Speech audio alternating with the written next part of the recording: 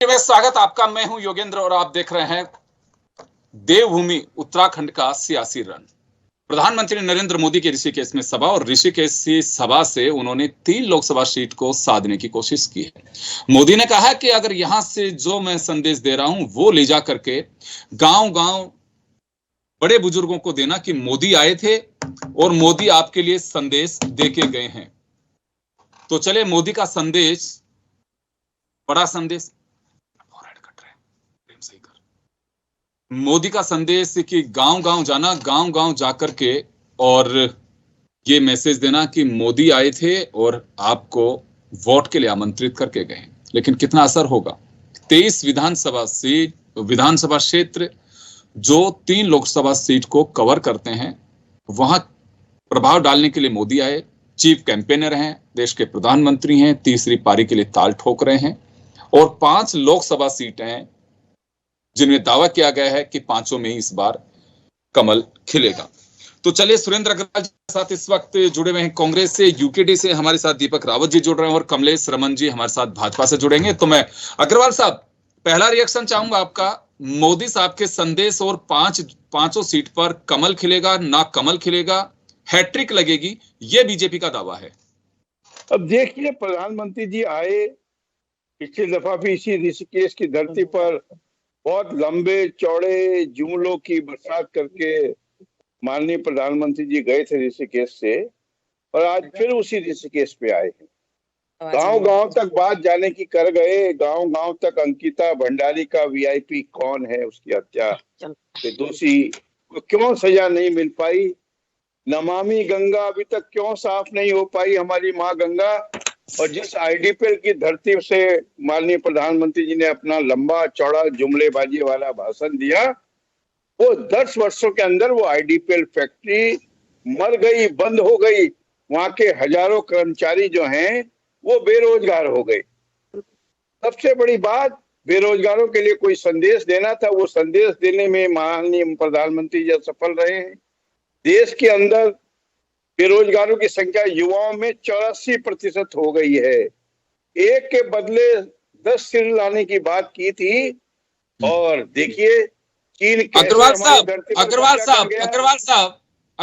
आप कह रहे हैं कि कोई गारंटी नहीं दी उन्होंने, लेकिन कोई कहा नहीं, युवाओं के लिए कोई संदेश नहीं दिया। लेकिन बीजेपी का कहना है कि मोदी की गारंटी युवाओं को बड़ा संदेश है। योगेंद्र जी, मेरी प्रार्थना है, मेरी बात पूरी होने दीजिए।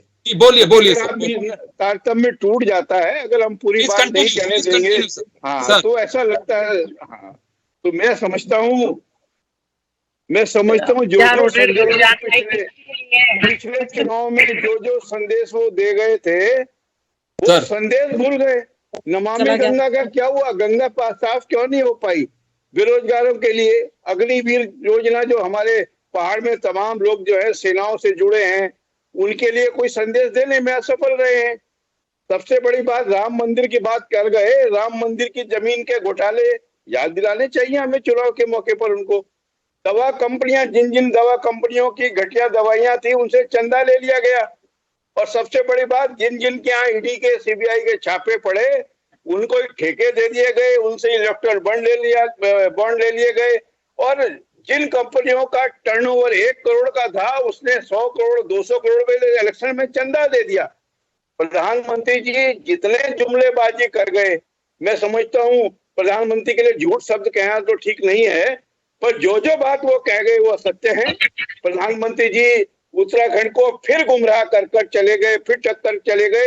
10 वर्ष के अंदर केंद्र सरकार ने नौजवानों को ठगा है, किसानों को ठगा है। नमामि गंगा के नाम पे हजारों करोड़ रुपए फूंक दिए गए हैं, और इलेक्ट्रॉन बॉन्ड देख लिए, जीएसटी देख लिए, नोटबंदी देख लिए, ऐसा कोई तबका नहीं है जिसको केंद्र सरकार ने ठगा ना हो। जी चलिए, कमलेश रमन जी भी हमारे साथ में जुड़ गई हैं और उन्हीं के पास में चलेंगे। आपने कहा कि युवाओं के लिए कोई संदेश देके जाते तो बेहतर होता। वो बेरोजगारी परिवार के लोगों के लिए एक चिंता बनी हुई है, युवाओं के लिए चिंता बनी हुई है। पिछली बार के वादे जो मोदी जी करके गए थे देवभूमि से, उनका क्या हुआ? उनका हिसाब देना चाहिए था। तो चले कमलेश जी, आपके पास में आना चाहूंगा। आपके साथ कांग्रेस से जो हमारे अतिथि हैं, उनका ये कहना है कि पिछली सभाओं में जो मोदी जी कह करके गए थे उनका भी साफ बताना चाहिए था। युवाओं को गांव-गांव के तो संदेश की बात कह दी है कि बड़े बुजुर्गों को कहना कि मोदी जी आए थे, आपके लिए संदेश देके गए हैं कि कमल के निशान पर आप वोट दें। लेकिन इनका कहना है कि पिछला हिसाब भी देके जाना चाहिए था, युवाओं के लिए भी कोई मैसेज देके जाना चाहिए था। देखिए सुरेंद्र भाई साहब हमारे बड़े भाई हैं और जब बोलते हैं तो बहुत ही सोच समझ के बोलते हैं, और क्योंकि मैं उनसे किसी तरह की कोई बहस नहीं करूंगी, लेकिन आज माननीय प्रधानमंत्री जी जब इस प्रदेश के अंदर आए और ऋषिकेश के अंदर उन्होंने अपना उद्बोधन किया तो सबसे पहले उन्होंने मातृशक्ति और युवाओं के लिए ही बात करी। उन्होंने युवाओं को बढ़ाने के लिए ही बात करी, महिलाओं को आगे बढ़ाने की बात करी। आगामी जब वो तीसरी बार फिर प्रधानमंत्री की शपथ लेंगे तब वो इस देश को आगे बढ़ाने की बात कर करके गए हैं, क्योंकि इस प्रदेश के ही नहीं बल्कि देश के युवा को आत्मनिर्भर बनाने के लिए उन्होंने काम किया है। उन्होंने नौकरी लेने वाला नहीं बल्कि नौकरी देने वाला युवा बनाया है। महिलाओं को सशक्त करने की बात उन्होंने रखी है, क्योंकि उन्होंने महिलाओं के लिए जो काम इस वक्त किया है, मुझे लगता है इतने दशक से वो काम नहीं हुआ था। चाहे उसमें महिलाओं को 33% लोकसभा और विधानसभा के अंदर आरक्षण देने की बात हो, और फिर क्या यहाँ धामी जी की जो सरकार है जिन्होंने 10% आंदोलनकारियों को आरक्षण देने का काम किया, 30% महिलाओं को नौकरियों में आरक्षण देने की बात कही। तो महिलाओं को निरंतर आगे बढ़ाने की बात जो है भारतीय जनता पार्टी करती चली आ रही है, और युवाओं को आगे बढ़ाने का जो काम हमारी केंद्र की सरकार ने किया, मुझे लगता है इससे बेहतर जो काम हो नहीं सकता, क्योंकि इस वक्त पूरा देश का युवा माननीय प्रधानमंत्री जी की तरफ देख रहा है और तीसरी बार फिर वो बटन दबा करके कमल का बटन दबाएगा। इस प्रदेश के अंदर जो चुनाव होने वाला है 19 अप्रैल को, यहाँ की प्रबुद्ध जनता माननीय नरेंद्र मोदी जी के जो किए हुए काम है, चाहे वो युवाओं के लिए हो, महिलाओं के लिए हो, बुजुर्गों के लिए हो, तमाम जो क्षेत्रों तक सड़कें पहुंचाने का काम किया है, पीएम आवास योजना के तहत महिलाओं को मकान देने का काम किया, नल और जल भी महिलाओं के नाम करने का काम किया, उज्ज्वला योजना से जो 3 सिलेंडर देने का काम किया वो भी सरकार ने किया। यहाँ पर जो हमारी कमलेश जी वापस आ रहा हूँ, कमलेश जी मैं वापस लौट रहा हूँ आपके पास में, वापस लौटूंगा। मैं दीपक जी के पास में जाना चाहूंगा। दीपक जी, बीजेपी कांग्रेस के आपके साथी हमारे साथ में हमारे अतिथि के रूप में जुड़े हुए हैं, आप भी हैं। मोदी साहब की सभा, मोदी जी ने 500 सीट के लिए कहा है कि यहाँ 5 पे कमल नहीं खिलेगा, हैट्रिक लगेगी, यानी कि 5 पे हम वापसी कर रहे हैं। इससे पहले के 2 चुनाव हैं 14 और 19 के, उन पे बीजेपी यहाँ पे फतह कर चुकी है। इस चुनाव में भी उसी तरह के मनसूबे बीजेपी के हैं, क्या कहना आपका? योगेंद्र जी, आज मैं आपको एक विचित्र घटना से अवगत कराना चाहूंगा आपके माध्यम से पूरे भारत को। जैसे ही हमें पता चला कि माननीय प्रधानमंत्री जी का दूसरा दौरा उत्तराखंड में लगा हुआ है, तो हमारे यहाँ के जो एक युवा नेता है मोहित डिमरी जी, उन्होंने एक सुझाव दिया कि क्यों ना हम लोग लोकल मुद्दों पे बात करने के लिए एक मांग पत्र दे प्रधानमंत्री जी को, ताकि वो लोकल इश्यू पे भी बात करें, क्योंकि समस्याएं बहुत है। मैदानी जिले में रहने वाले एक जी बिल्कुल। दीपक जी आप कंटिन्यू रखिए, और नेटवर्क का इश्यू आ सकता है। दीपक जी यूकेडी से हैं और वो हमारे साथ में जुड़े हुए हैं। उनका जो कहना है कि एक मांग पत्र की बात मोदी जी तक पहुंचाने की बात हुई थी, आगे क्या वो अभी बताएंगे, हमारे साथ में जुड़े हुए हैं। चलिए मैं सुरेंद्र जी के पास में जाना चाहूंगा। सुरेंद्र जी, आपने सुना कि आप की तारीफ भी कर रही हैं और कांग्रेस को कोस भी रही हैं कमलेश जी। मेरी छोटी बहन है और बहुत प्रिय छोटी बहन है, मेरी शुभकामनाएं हैं, आशीर्वाद है, और जितनी जोर से ये बोल रही है, मेरा इनसे एक ही आग्रह है छोटी बहन से कि थोड़ी सी मेरी भी मान लो। पूछ रहा ब्रिजभूषण शरण सिंह के विरुद्ध क्यों नहीं कोई कार्रवाई हुई? स्वामी चिन्मयानंद जी हैं, कुलदीप सेंगर हैं, हाथरस है, उन्नाव है, कानपुर है, ये तमाम महिलाओं के विरुद्ध जो अपराध हुए हैं, छोटी बहन थोड़ा सा जोर से पूछ ले। अगर प्रधानमंत्री से पूछने में दिक्कत है, माननीय मुख्यमंत्री से पूछ लिए। हम तो अपनी छोटी बहन को आशीर्वाद भी देते हैं, शुभकामनाएं भी देते हैं। महिला आरक्षण की बात की, हम इसको एमपी के रूप में देखें, एमएलए के रूप में देखें, हम तो शुभकामनाएं दे सकते हैं, क्योंकि हमारी बहुत प्रिय छोटी बहन है जी। लेकिन चलिए, मोदी साहब देखिए, हर पार्टी अपना एक जी कमलेश जी कंटिन्यू जी।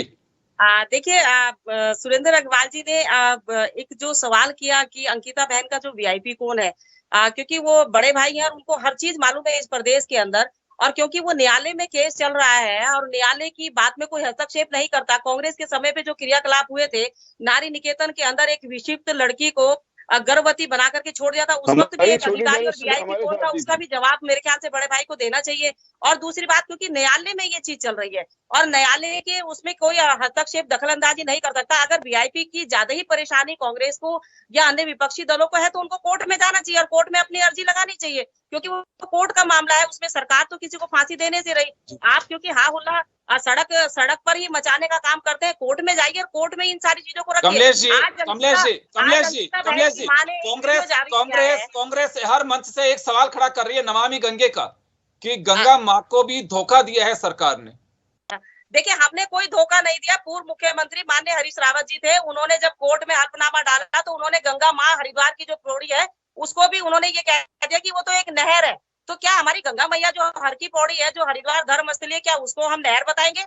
ये काम तो कांग्रेस करती है, भारतीय जनता पार्टी नहीं करती। और नमामि गंगे को जितना स्वच्छ और साफ रखने का काम नरेंद्र मोदी जी ने किया, मुझे लगता है कोई भी नहीं कर सकता और आगे भी इस तरीके का काम चलता रहेगा।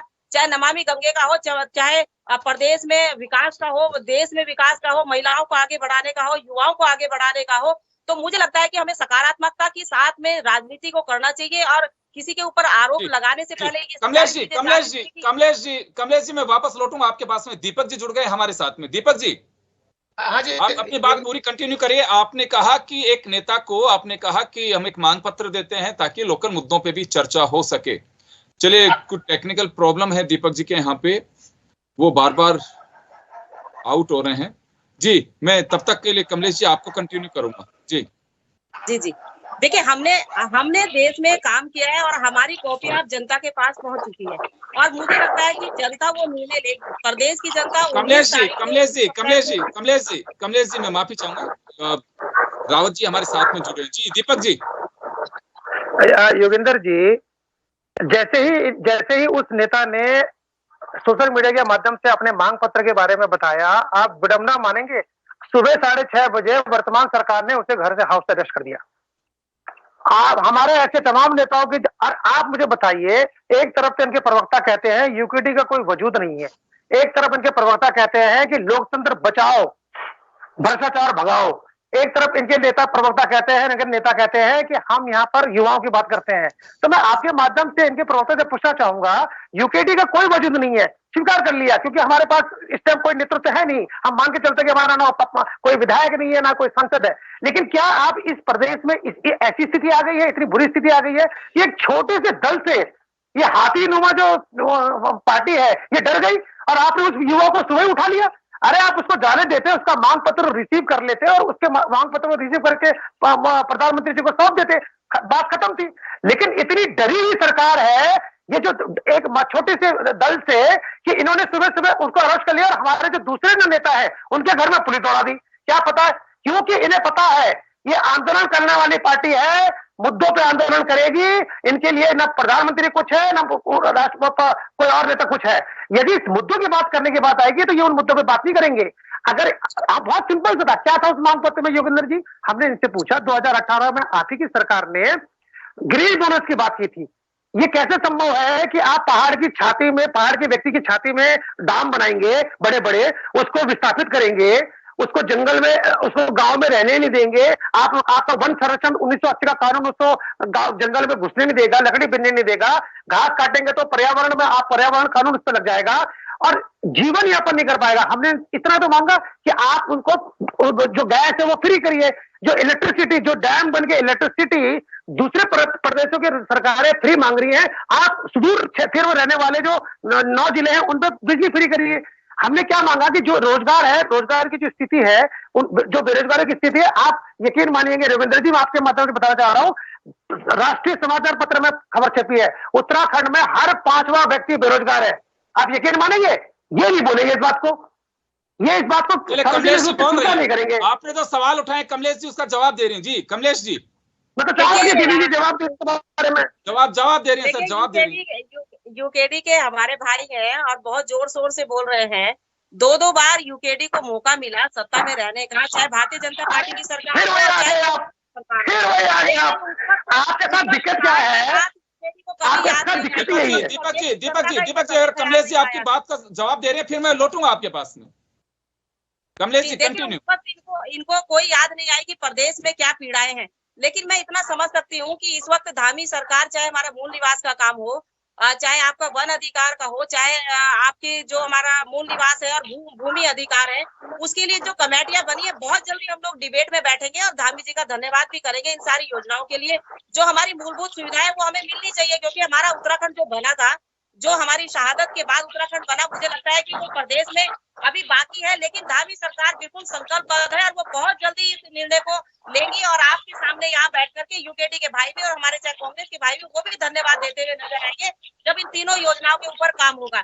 रही बात यहाँ के युवाओं को आगे बढ़ाने की, तो मैंने पहले भी कहा कि यहाँ के युवा हो चाहे पूरे देश के युवा हो, नौकरी लेने वाला नहीं बल्कि देने वाला, आत्मनिर्भर बनाने का काम माननीय प्रधानमंत्री जी ने किया है। यहाँ महिलाओं को सशक्त बनाने का काम किया है।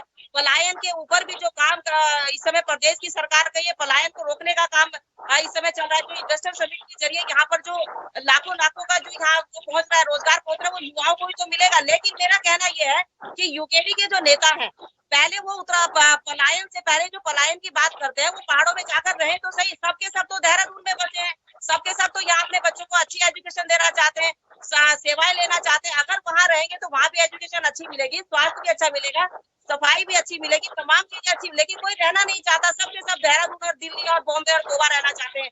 तो पहले अपने गिरबान में झांकना चाहिए कि अगर किसी के ऊपर आरोप लगाते हैं तो 3 उंगली उनकी तरफ भी मुझे लगता है कि पहुंचती है। तो विपक्ष के पास ना ही चुनाव में जाने का कोई विजन है, ना ही कोई नियत है और ना ही काम करने की उनकी कोई योजना है।